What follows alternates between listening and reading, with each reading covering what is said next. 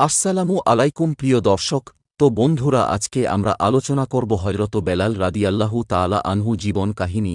মহানবী হযরত মুহাম্মদ সাল্লাল্লাহু আলাইহি ওয়াসাল্লাম ইন্তেকালের পরে বেলাল রাদিয়াল্লাহু তাআলা আনহু প্রায় পাগলের মতো হয়ে গেলেন। তিনি ব্যাগ গুছিয়ে চলে যাচ্ছেন।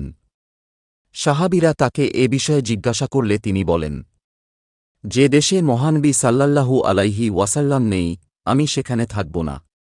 এরপর তিনি মদিনা ছেড়ে দামস্কে চলে যান।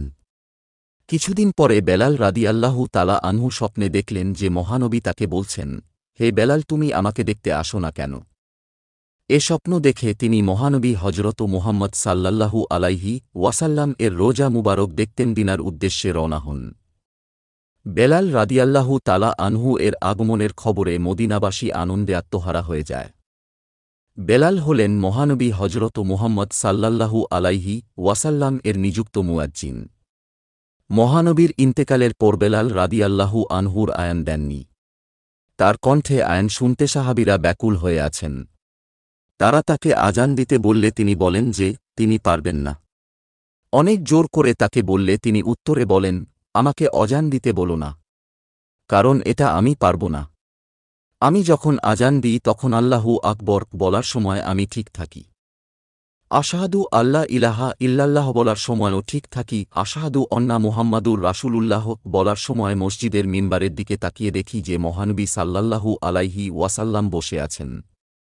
কিন্তু যখন মিম্বারে তাকিয়ে তাকে দেখব না, তখন সহ্য করতে পারব না, কিন্তু তবুও সাহাবীরা জোর করল। অবশেষে হাসান ও হুসাইন রাদিয়াল্লাহু এসে তাকে জোর করলে তিনি রাজি হন।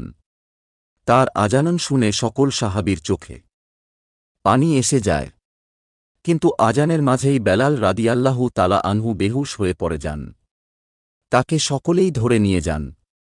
পরে জ্ঞান ফিরার পর তিনি সকলকে বলেন, আমি যখন আয়ান দিচ্ছিলাম তখন আল্লাহু আকবর বলার সময় আমি ঠিক ছিলাম, আশহাদু আল্লা ইলাহা ইল্লাল্লাহ বলার সময়ও ঠিক ছিলাম, কিন্তু আশহাদু আন্না মুহাম্মাদুর রাসূলুল্লাহ বলার সময় মসজিদের মিম্বারের দিকে তাকিয়ে দেখি যে মহানবী সাল্লাল্লাহু আলাইহি ওয়াসাল্লাম আজ সেখান বসে নেই।